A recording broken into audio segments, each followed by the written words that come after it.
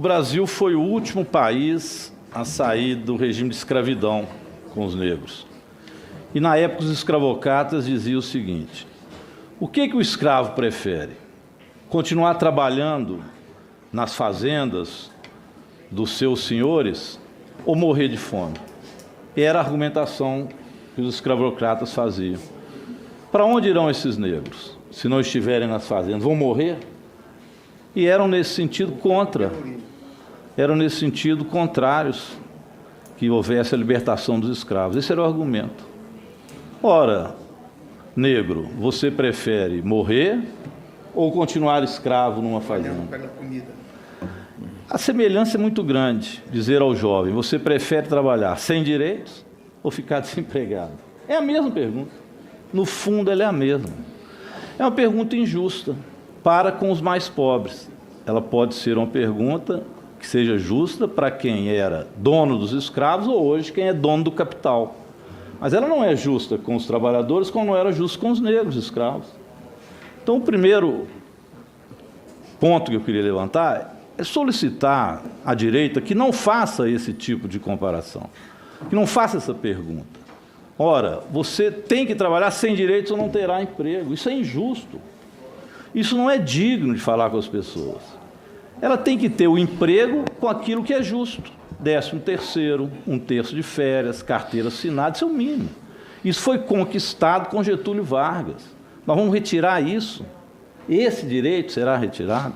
O direito a ter aposentadoria. Então, devagar, né? É preciso garantir os direitos, sim. Esse é o primeiro ponto que eu queria colocar. A segunda questão é que nós precisamos fazer um debate realmente em torno das ideias. Não pode ser algo preconceituoso, como eu vejo muitas vezes do governo, e cheio de ódio. Talvez o ministro Weithaupt, da Educação, seja o que mais expressa isso. Então, o ódio dele contra os militantes da UNE. Por quê? Os estudantes não podem ser militantes, não podem se organizar em entidades estudantis? Os trabalhadores não podem se organizar em sindicatos? Isso é o beabá da organização para que se haja justiça social. Então, não vamos tratar com preconceitos aqueles que se organizam. É algo que está na nossa Constituição, o direito à organização e a liberdade de organização. Quando se ataca a liberdade de organização, se ataca a democracia. E, infelizmente, a ultradireita tem feito isso. Ataca as entidades, ataca as organizações. Então, eu queria limpar o terreno para que a gente entrasse numa discussão mais qualificada. Primeiro, o que é o Brasil hoje? Nós estamos com uma fila, em especial para os mais pobres, de 2,3 milhões no INSS. Não foi resolvido. Não se deu uma palavra sobre isso. Vem aqui o secretário e não fala nada. Se ele vai resolver 2,3 milhões de pessoas que estão na fila para ter uma aposentadoria pequenininha. Estão lá na fila. Cadê o Exército que ia resolver isso? Não vai resolver. Isso tem que ser resolvido com vontade. Até agora não vimos. Esse assunto está simplesmente silenciado. E as pessoas nos cobrando nos gabinetes. Eu não consigo mais aposentar, deputado. Tem jeito de você olhar para mim? Tem jeito de eu furar a fila lá? Eu falo, não tem condições, eu não sou deputado para você furar a fila. É um problema geral no Brasil, mas Vossas Excelências devem estar recebendo um monte de pedido para que as pessoas consigam se aposentar e a gente fica sem poder ajudar, a não ser fazer aqui a denúncia disso e exigir do governo que essa fila da aposentadoria acabe. São 2,3 milhões de pessoas, são os mais pobres, presidente, você sabe disso. Tem 500 mil na fila do Bolsa Família. Mentira que o governo está resolvendo o problema do Bolsa Família. Tem 500 mil pessoas na fila que não recebem Bolsa Família. E mais grave ainda, 300 mil sem receber o benefício de prestação continuada. O BPC é aquele aposentado, às vezes aquele que é acometido de uma doença grave. O pobre dos pobres tem 300 mil sem receber PPC. Somando isso aqui, são 3 milhões e 100 mil pessoas no Brasil sem receber benefícios que foram conquistados em governos que colocavam as pessoas em primeiro lugar, em especial o governo do presidente Lula e da presidenta Dilma. O Paulo Guedes e o Bolsonaro estão à beira de um ataque de nervos, né? Paulo Guedes nem se fala. Primeiro chamou os servidores públicos de parasitas. Policiais, professores, bombeiros, tudo é parasita para ele. Empregada, agora as empregadas domésticas, Olha, empregada doméstica indo para a Disney? Que horror! Como é que pode, andando de avião? Pobre, preto, negra, empregada doméstica andando de avião? Que coisa, hein? É a expressão das elites brasileiras escravocratas que eu disse anteriormente. O problema é que a economia não cresce, esse é o desespero do Paulo Guedes, é tudo mentira. Viram dezembro agora? Varejo, 0,1% a menos. Lembra que eles disseram que tinha crescido 9,8% as vendas nos shoppings? Saiu ontem, dado oficial do IBGE, 0,1% a menos em dezembro, ou seja, a economia não cresceu, o PIB não cresceu, o desemprego é altíssimo. O que não é desemprego, que falam que diminuiu, é a informalidade, que já passou 41,3%. Os dados são péssimos, pessoal.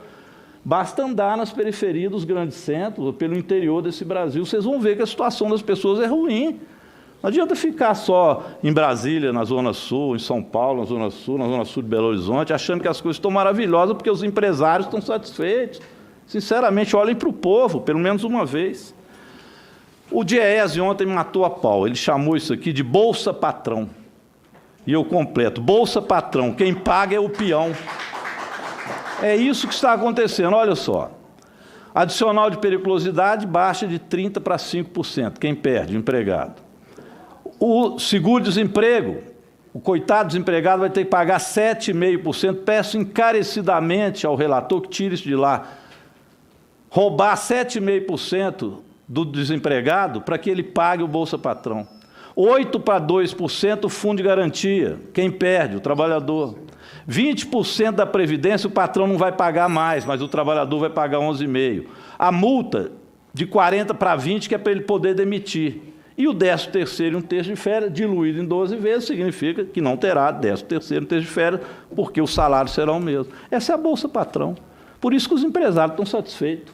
Isso aí tem razão, os empresários estão satisfeitos mesmo, porque o governo está tirando a pele dos trabalhadores e das trabalhadoras. Os banqueiros só lucram. A Vale agora, depois do que aconteceu em Brumadinho, vocês viram hoje? A Vale arrecadou, teve uma receita a mais de 2,5 bilhões de dólares depois do crime de Brumadinho, mesmo exportando 50 milhões de toneladas a menos.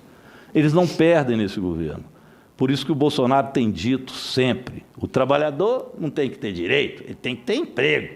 É a mesma coisa que dizia os escravocratas. O negro não tem que ter liberdade, ele tem que ter serviço, mesmo que seja forçado no pelourinho. Não dá para ter esse tipo de argumento. Essa medida provisória, ela é de toda uma vergonha. Ela tinha que ser devolvida, ela é vergonhosa. Ela é um atestado de que os patrões querem do trabalhador escravidão. Me permita só um dado a mais, que é importante, que foi colocado pelo Diese, que é a demagogia de que os patrões querem dar emprego aos jovens. Isso não é verdade, não. Primeiro emprego no CAGED, aqui eu termino. Jovens até 29 anos, ano passado, já foram 84% do emprego, já foram para os jovens. A partir de 29 anos, 16% já estão empregando jovens. Então, o que eles vão fazer agora? Empregar o jovem com os direitos a menos. No lugar de quem? Dos que tinham a carteira azul. É para isso que serve a carteira verde e amarela. Por isso, ontem, aqui eu termino, todas as entidades patronais elogiaram a medida provisória. E todos os trabalhadores não queriam a medida provisória. Poxa, vamos ver se pelo menos, já que não querem devolver, a gente consegue equilibrar alguma coisa. O desempregado pagar 7,5% é demais.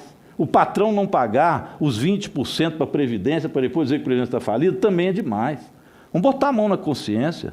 Uma hora essa mamata vai acabar, que é a mamata que Bolsonaro quer dar para os muitos ricos, para o banqueiro no Brasil. Muito obrigado.